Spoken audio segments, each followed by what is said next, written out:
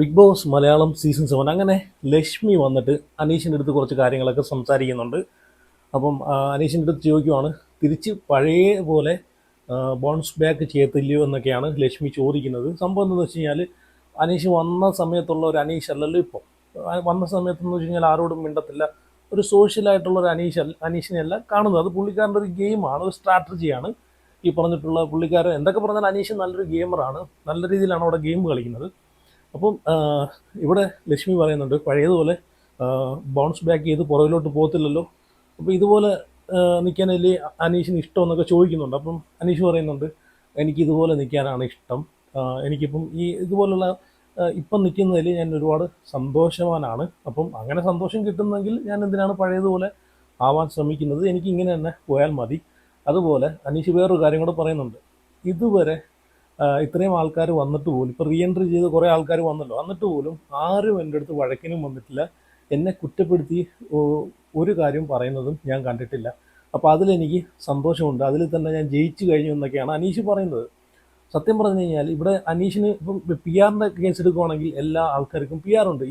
ഇവൻ അനീഷിന് ഉൾപ്പെടെ പി ആറുണ്ട്.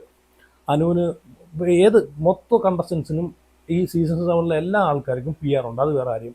പിന്നെ ഈ പറഞ്ഞിട്ടുള്ള അവിടെ ഓരോ ആൾക്കാരും ഓരോ സ്ട്രാറ്റജിയും അതുപോലെ അവരുടേതായിട്ടുള്ള ഗെയിമാണ് അവർ കളിക്കുന്നത്.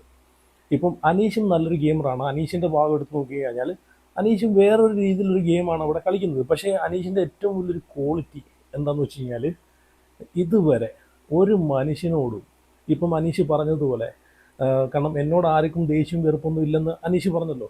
അതെന്താണെന്ന് വെച്ച് കഴിഞ്ഞാൽ, ഇതുവരെ ഈ ഇത്രയും എപ്പിസോഡായിട്ട് പോലും, ഫിനാലെ വീക്ക് എത്തിയിട്ട് പോലും ഒരു മനുഷ്യനോടും അനീഷ് മോശമായിട്ട് ഒരു വാക്ക് കൊണ്ട് പോലും വേദനിപ്പിച്ചിട്ടില്ല. അതാണ് അനീഷിൻ്റെ ഏറ്റവും വലിയ ക്വാളിറ്റി.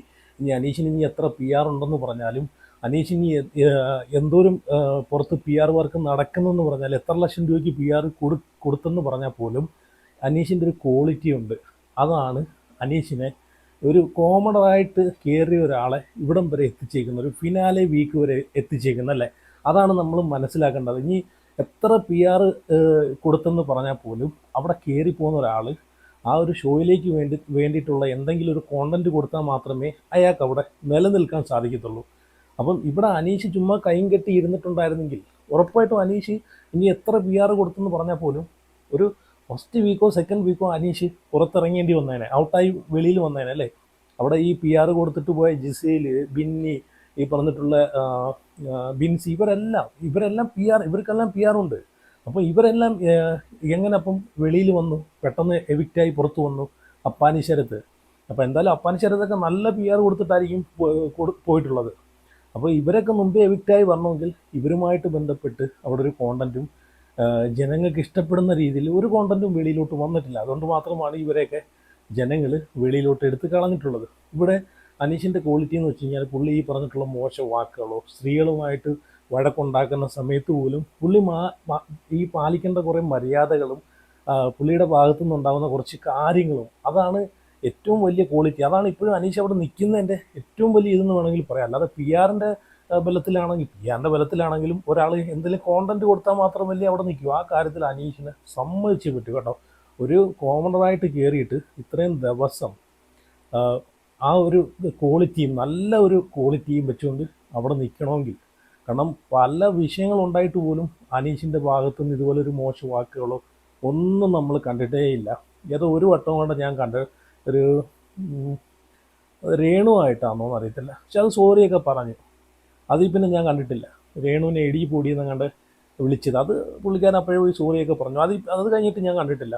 ഇപ്പം രേണുവും കയറി വന്നിട്ട് അനീഷിനെ കെട്ടിപ്പിടിക്കുകയും അനീഷിന് വേണ്ടിയിട്ട് പ്രാർത്ഥിക്കുന്നുണ്ടെന്നൊക്കെ പറയുകയൊക്കെ ചെയ്യുന്നുണ്ട്, അതുപോലെ സപ്പോർട്ട് ചെയ്യുന്നുണ്ടെന്നൊക്കെ പറയുന്നുണ്ട്. പിന്നെ ഇവരെ ഒരു ഡയലോഗ് ഉണ്ടല്ലോ, കണ്ണടച്ച് കിടക്കുന്നത് ഞാൻ കണ്ടു, അതൊക്കെ പറയുന്നുണ്ട്. അതൊക്കെ വെളിയിൽ വൻ ഹിറ്റാന്നുള്ള കാര്യം അനീഷിനും ഓൾറെഡി അറിയാം.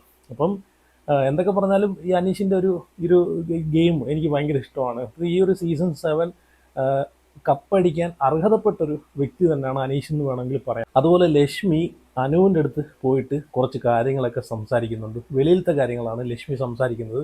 ലക്ഷ്മി പറയുന്നുണ്ട്, ഈ ഒരു സീസൺ അൺപ്രെഡിക്റ്റബിൾ ആണ്, ആര് വേണമെങ്കിലും വിന്നർ ആവാം എന്നൊക്കെയാണ് പറയുന്നത്.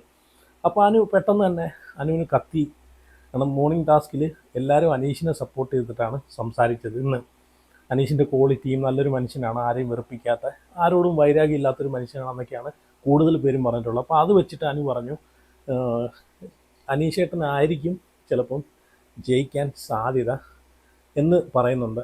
അങ്ങനെയാണെന്നുണ്ടെങ്കിൽ എനിക്ക് സന്തോഷമേ ഉള്ളൂ, അനീഷേട്ടൻ ജയിക്കുന്നതിൽ എനിക്ക് സന്തോഷമേ ഉള്ളൂ എന്ന് അനുവും പറഞ്ഞിട്ടുണ്ട് ലൈവിനകത്ത്. എന്നാലും പുള്ളിക്കാരിക്ക് മനസ്സിലായിട്ടുണ്ട്, കാരണം അനീഷിനും നല്ല സപ്പോർട്ട്, പ്രേക്ഷക പിന്തുണ ഉള്ളൊരു കണ്ടസ്റ്റൻ്റ് ആണെന്ന് മനസ്സിലായിട്ടുണ്ട്.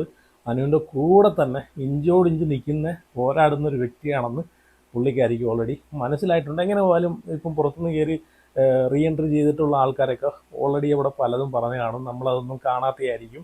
കാരണം ഈ ലൈവ് തന്നെ ട്രിംഡ് വെർഷനാണ്, അപ്പം നമ്മൾ കാണാത്ത പല കാര്യങ്ങളും അവിടെ നടന്നിട്ടുണ്ടായിരിക്കാം. അപ്പോൾ എന്തായാലും നിങ്ങളുടെ അഭിപ്രായങ്ങളൊക്കെ ഉറപ്പായിട്ടും കമൻറ്റ് ചെയ്യുക.